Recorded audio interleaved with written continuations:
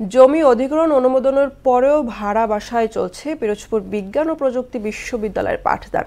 স্থায়ী ক্যাম্পাস নির্মাণে দৃশ্যমান কোনো অগ্রগতি নেই। এ নিয়ে হতাশ ও ভোগান্তিতে রয়েছে শিক্ষার্থীরা। তবে দ্রুত কাজ শুরু করার আশ্বাস দিয়েছেন বিশ্ববিদ্যালয়ের উপাচার্য। নুরুদ্দিনের প্রতিবেদন, জানাচ্ছেন তাহসিন তারিন। ভাড়া বাড়িতে চলছে পিরোজপুর বিজ্ঞান ও প্রযুক্তি বিশ্ববিদ্যালয়ের পাঠদান। 2022 সালে সংসদে বিল পাশ হওয়ার পর 2024 সালে 4 বিভাগে শিক্ষার্থী ভর্তি হলেও এখনো স্থায়ী ক্যাম্পাস নির্মাণে অগ্রগতি নেই।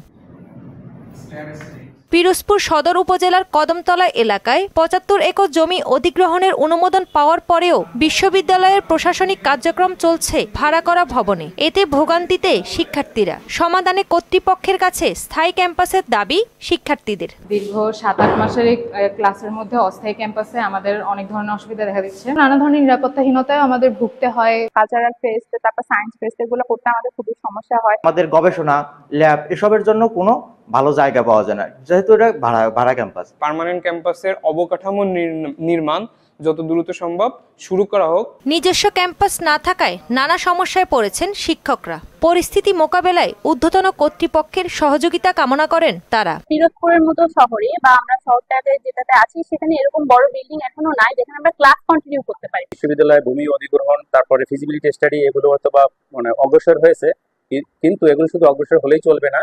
এগুলো আসলে বাস্তবে রূপ দেওয়ার জন্য ঊর্ধ্বতন কর্তৃপক্ষের নিকট আমার আবেদন। এদিকে দ্রুত স্থায়ী ক্যাম্পাসের কার্যক্রম শুরু করার প্রত্যাশা পিরোজপুর বিজ্ঞান ও প্রযুক্তি বিশ্ববিদ্যালয়ের উপাচার্যের। পিরোজপুর বিজ্ঞান ও প্রযুক্তি বিশ্ববিদ্যালয়ে ডিপিপি যেটা আমরা পেয়েছি, যেটা নিয়ে আমরা বর্তমানে কাজ করছি, আমি আশা করছি অতি দ্রুতই আমরা এই কাজগুলো সম্পাদন করতে পারবো এবং বিশ্ববিদ্যালয় তার স্থায়ী ক্যাম্পাসে আমরা যেতে পারবো।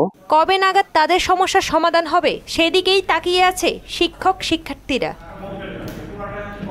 তাহসিন তারিন, মোহনা সংবাদ।